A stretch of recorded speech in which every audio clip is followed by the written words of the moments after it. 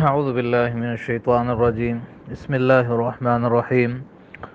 ولكم نصف ما ترك أزواجكم إن لم يكن لهن ولد فإن كان لهن ولد فلكم الربع مما تركن من بعد وصية يوصين بها أو دين ولهن الربع مما تركتم إن لم يكن لكم ولد فإن كان لكم ولد فلهن الثمن مما تركتم من بعد وصية توصون بها أو دين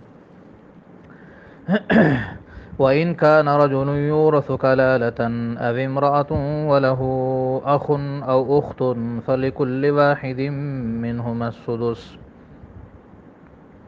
فإن كانوا أكثر من ذلك فهم شركاء في الثلث من بعد وصية يوصى بها أو دين غير مضار وصية من الله والله عليم حليم صدق اللہ العظیم. محترم سامعین،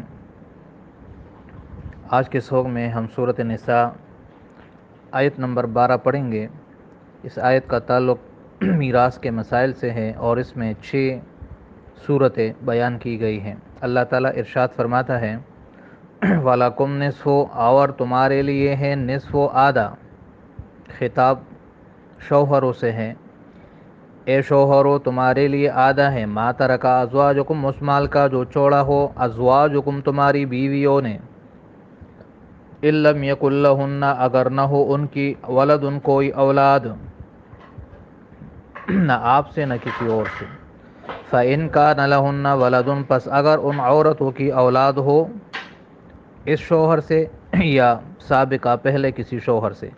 فَلَكُمُ الرُّبُعُ، تو پھر تمہارے لیے چوتھا حصہ ہے اے شوہروں. مما ترکنا، اس مال سے جو وہ عورتیں یعنی تمہاری بیویاں چھوڑیں.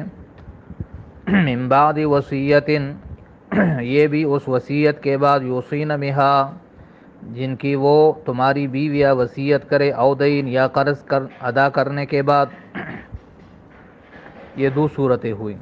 وَلَهُنَّ الرُّبُعُ، اور ان کے لیے چوتھا حصہ ہے یعنی تمہاری بیویوں کے لیے. مما ترکتم، اس مال سے جو تم نے چھوڑا ہو. ان لم یکن لکم ولد، اگر تمہاری کوئی اولاد نہ ہو، نہ اس بیوی سے نہ دوسری سے.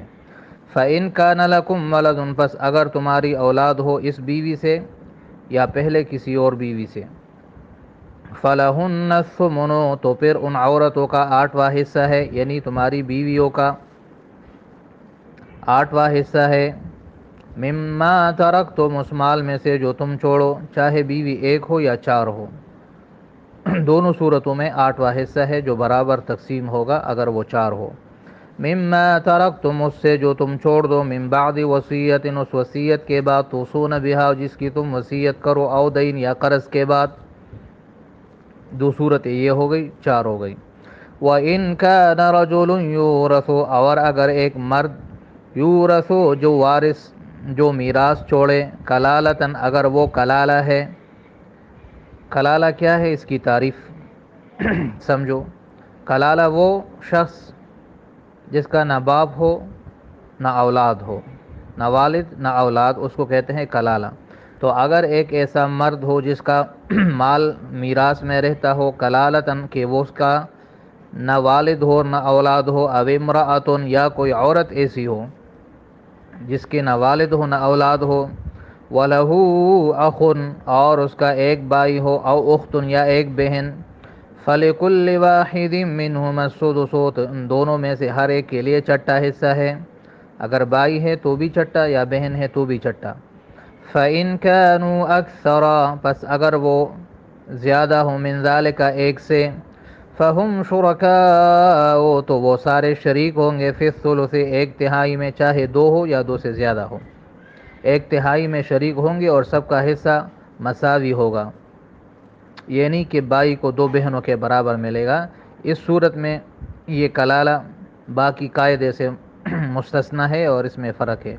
من بعد وصیت، اس وصیت کے بعد. یوصی بہا، جس کی وصیت کی جائے. او دین، یا قرض کے بعد. غیر مضار، اس حال میں کہ وصیت کرنے والا کسی کو نقصان نہ دینے والا ہو. وصیۃ من اللہ، یہ اللہ کی طرف سے ہے تاکیدی حکم، واللہ علیم حلیم، اور اللہ بڑا جاننے والا، حلیم اور بڑا صبر، بڑا تحمل والا، برداشت والا ہے۔ محترم سامعین، اس آیت میں 6 حصوں کا تذکرہ ہے، 6 صورتوں کا تذکرہ ہے۔ 2 صورتیں شوہروں کی ہیں، 2 صورتیں بیویوں کی ہیں، اور 2 صورتیں کلالہ کی ہیں۔ کلالہ وہ مرد یا عورت جس کا نہ والد ہو نہ اولاد ہو، اس کی قرآن میں ٹوٹل 6 صورتیں بیان کی گئی ہیں، تو 2 اس آیت میں ہیں اور باقی 4 اسی صورت کے بالکل آخری آیت میں ہیں۔